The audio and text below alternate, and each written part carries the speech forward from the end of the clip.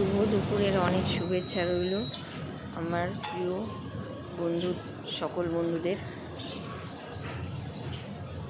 এই দেখো, এটা কাজলি মাছ। তোমরা কি মাছ বলো অবশ্যই কমেন্টে জানাবে। লবণ হলুদ দিয়ে মেখে নিচ্ছি, আর এদিকে এখন মাছটা ভেজে নেব। কড়াই বসিয়েছি, মাছটাকে ভেজে নেব। আর সবজিটা কেটেছি আলু, পেঁয়াজকলি, বেগুন, সিম। শীতকালে এরকম সবজি দিয়ে ছোটো মাছ খেতে খুবই ভালো লাগে। মাছটাকে এখন আগে ভেজে নিচ্ছি।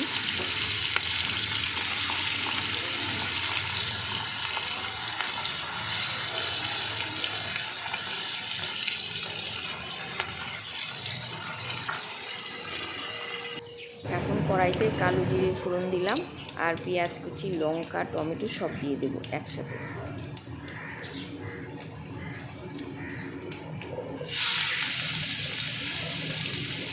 দিয়ে দিলাম। পেঁয়াজটা একটু লাল লাল হয়ে এলে সবজিটা দিয়ে দেবো, যে সবজিগুলো কেটে রেখেছি।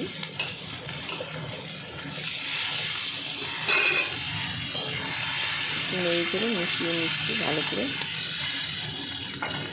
একটু ঝাল ঝাল হলে খেতে ভালোই লাগে। মাছগুলো ভেজে নিয়েছি সবগুলো, আর এই যে সবজি কেটে রেখেছি দিয়ে দিলাম। এখন লবণ হলুদটা দিয়ে দেবো, যাতে সবজিটা আস্তে আস্তে মজে যায়।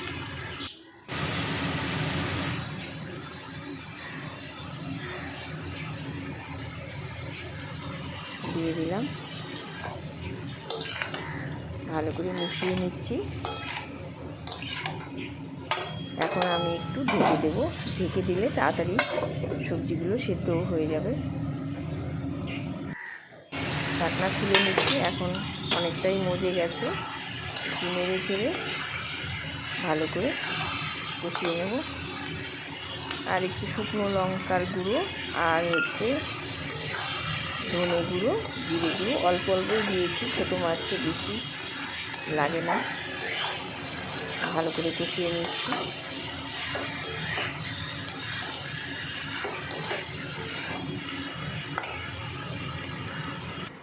কষানো হয়ে গেলে অল্প জল দিয়ে দিলাম।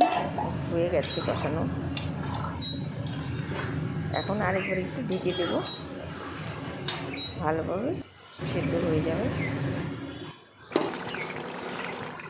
এখন আমি ধনেপাতা কুচিটা দিয়ে দিলাম, একটু আগেই দিলাম, তাহলে পাতাটা না কাঁচা কাঁচা আমার কাছে গন্ধ লাগে, এই জন্য একটু আগেই দিয়েছি।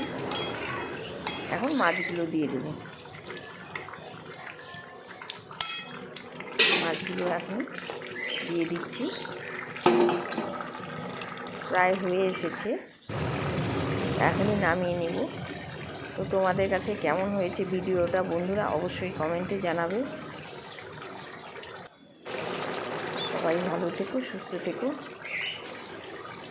আজ এখানেই শেষ করছি। এই যে একদম রেডি হয়ে গেছে, একদম রেডি।